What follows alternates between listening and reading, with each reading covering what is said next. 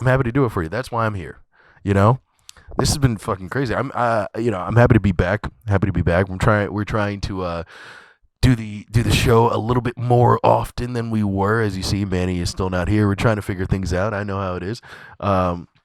We got a lot of things going on today. Students at the University of Wyoming are suing their sorority because they allowed a transgender member to join. And guess what? This transgender member also came with a raging hard erection.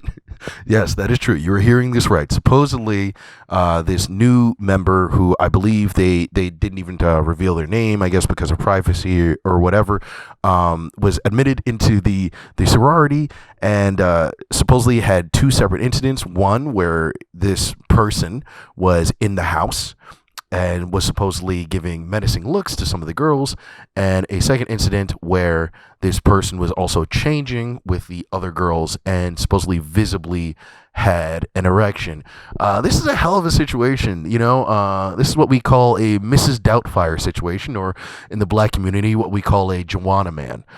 Things are tough out there, this is really hard, and I think this is something you're going to really start to see more of and hear more about if you're dealing with, I think trans issues, and as trans stuff and non-binary stuff becomes more popular in the kind of like the political zeitgeist, if you will, and this is a thing too. I want to say that I'm sorry for these these women, but at the same time, I do think in this weird way, other women are kind of to blame. You know what I mean? I feel like you guys have set the bar too low for what constitutes a woman. Okay. I feel like this is something that I've always thought for a really long time when it comes to all this trans stuff. I feel like women, especially, and I live in New York, so I'm in a liberal bubble full of, Bushwick white girls. So, I'm sure there's going to be people screaming at me in the comments. But where I live, I feel like there's this energy of women kind of going like, it's like their secret ploy is like, oh, let's make the bar so low for being a woman that anyone can be a woman. Like, you can have a mustache and we're put on a dress and you're a woman, as long as you say you're a woman, and that's whatever a woman is.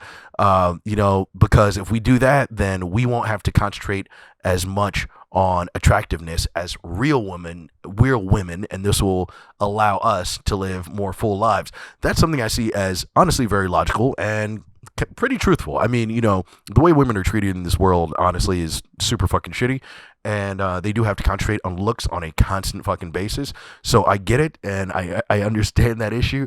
But when you live like that, you live by those rules of such an incredibly low bar, you get guys like this. This isn't even fucking loud. I didn't say it was loud. Y'all really are poor, huh? Fucking smoking mid. Not even loud.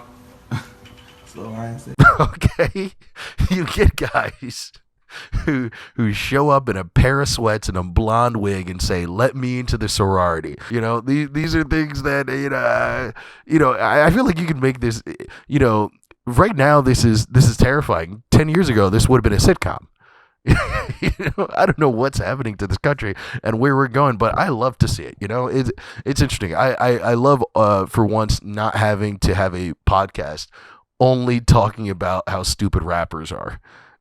I like to sometimes go into the sector about how dumb white people can also be, and especially the people or the sorority at the University of Wyoming. See what being too woke gets you. We can pull up pictures of this person. They identify one way, but they obviously, if you were to look at them, would not be perceived that way with the naked eye. Okay, that's as much as I will say on that subject. And the simple fact of the fact that you let this person into your sorority just based off of whatever like woke ideals you have, and now you're in this pickle.